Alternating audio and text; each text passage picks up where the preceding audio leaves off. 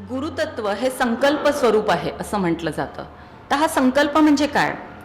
तर साधारणतः व्यावहारिक जीवनामध्ये आपण इच्छा आकांक्षांना संकल्प म्हणतो, परंतु गुरुतत्वाला अपेक्षित असा संकल्प वेगळा आहे. या संकल्पामध्ये त्याला पूर्ण होण्यासाठी लागणारं संपूर्ण ज्ञान सामावलेलं आहे. त्याला लागणारा घटक, वेगवेगळे घटक, त्याला लागणारा वेळ, त्याला लागणारं पूर्ण सायन्स किंवा विज्ञान, हे सगळं त्याच्यात अपेक्षित आहे. आणि त्याचबरोबर तो पूर्ण होणार याबद्दल 100% खात्रीसुद्धा त्यात आहे. आणि त्यामुळे त्या संकल्पाची दृढता वाढते, शक्ती वाढते आणि मग तो संकल्प नक्की पूर्ण होतो. त्यामध्ये त्याच्या पूर्ततेची शक्ती आहे. आता संकल्प म्हणजे काय जर समजून घ्यायचं असेल तर कुठल्याही झाडाचं बी डोळ्यासमोर आणा. त्या बीमध्ये त्या झाडाबद्दलचं संपूर्ण ज्ञान आहे की त्याची पानं कशी असतील, फुलं कशी असतील, फळं येतील का, कधी येतील, कशी दिसतील, किंवा त्या झाडाची उंची कशी असेल, उपयुक्तता कशी असेल, ते कधी वाढेल, किती वर्ष टिकेल, हे सगळं ज्ञान त्याच्यामध्ये असतं.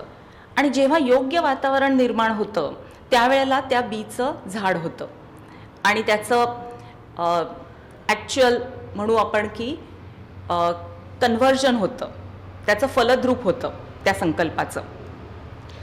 त्याचप्रमाणे एखादा कम्प्युटरचा प्रोग्राम असेल जो आपण वापरतो, आपल्या मोबाईलवर पण अनेक ॲप्स असतात, त्यामध्ये ते ॲप कसं चालेल याच्याबद्दलची सगळी इन्फॉर्मेशन असते. प्रत्येक लाईन बाय लाईन या गोष्टी असतात. एखादा प्रॉब्लेम आला तर त्यांनी कसं वागायचं हे सुद्धा त्यात सांगितलेलं असतं. म्हणजे एखादा कम्प्युटर प्रोग्रामसुद्धा एक संकल्प असतो. त्यामुळे तो परिपूर्ण असल्यामुळे तो दृढ असतो आणि तो पूर्ण होतो. त्या फक्त इच्छा आकांक्षा नसतात. आता या संकल्पाचं महत्त्व का आहे? कारण आपल्या आयुष्यात आपल्याला खूप इच्छा असतात पण त्या पूर्ण होत नाहीत. त्या पूर्ण होत नाहीत कारण त्या स्ट्रॉंग नसतात, त्या विरून जातात. पण जर आपण आपली संकल्पशक्ती वाढवू शकलो आणि अशा प्रकारचा दृढ संकल्प करू शकलो तर नक्कीच आपल्या सगळ्या इच्छा आकांक्षा पूर्ण होतील. आणि तो संकल्प जर गुरुतत्वाच्या संकल्पनेप्रमाणे असेल तर नक्कीच गुरुतत्वाचं मार्गदर्शन आणि त्याची शक्तीसुद्धा त्याला मिळेल आणि तो परिपूर्ण होईल. आता संकल्प दृढ असेल तर त्याचं फळ नक्की मिळणार, हे तर नक्की आहे. त्यामुळे संकल्प नक्की कसा करायचा हे सुद्धा महत्त्वाचं आहे आणि आपल्या सगळ्या पुस्तकांमध्ये ते दिलेलं आहे. कारण जसा संकल्प, चांगला संकल्प, शुभ संकल्प, शुभ फल, अशुभ संकल्प केला तर अशुभ फल मिळतं. आणि कित्येकदा असं होतं की आपल्याला चांगली गोष्ट हवी असते, त्याचा संकल्प होतो, त्यावेळेला कित्येक शंका कुशंका असतात, होईल की नाही, काही अडचणी येतील की नाही.